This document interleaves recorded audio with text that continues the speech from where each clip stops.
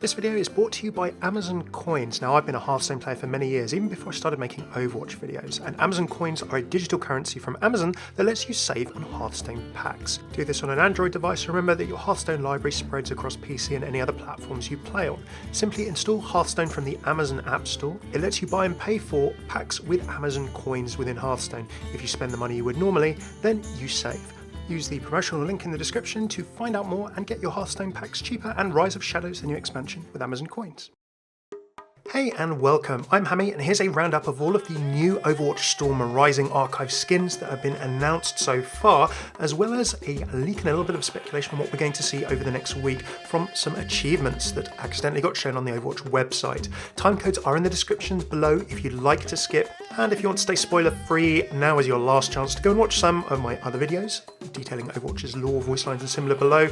Okay, let's get stuck in. So far we have 3 skins announced, 1 epic, 2 legendaries, and the first epic is none other than this Junkrat skin.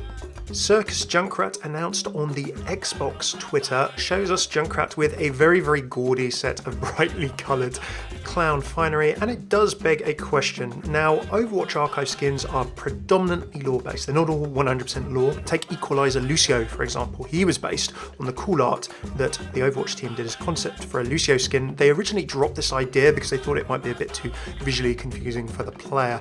I think lots of Overwatch team fights with particle effects and all kinds of things flying everywhere, maybe let them reconsider, which is why Equalizer Lucio showed up as a skin. So not every archive skin is 100% canon as a result of that, but not every skin is 100% canon. But could Junkrat, for example, have been a clown, is the question that some people have been asking. Well, let's not forget the events of the Australian Liberation Front after the first Omnic Crisis. They blew up the Australian Omnium in protest against their government granting their land, or some of the people who live near land, to the Omnics in a post-Omnic Crisis peace deal.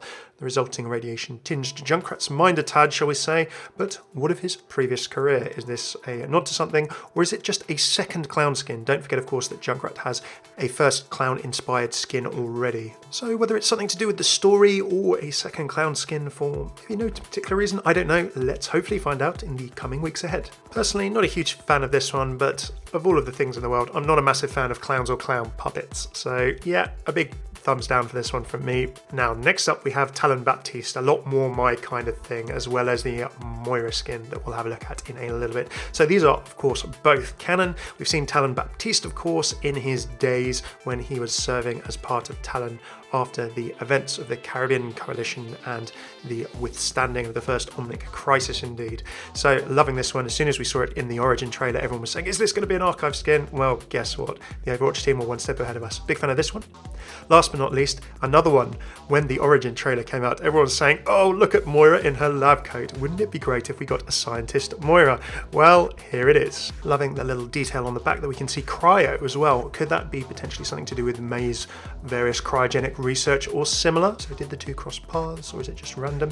Be interesting to find out if that's a little nod as well in terms of lore and story. So there you go, there's a roundup of the 3 skins so far, and remember, of course, there'll probably be another one this very day the video releases, and Overwatch generally tends to announce hero skins and also highlight intros, of which there are 3.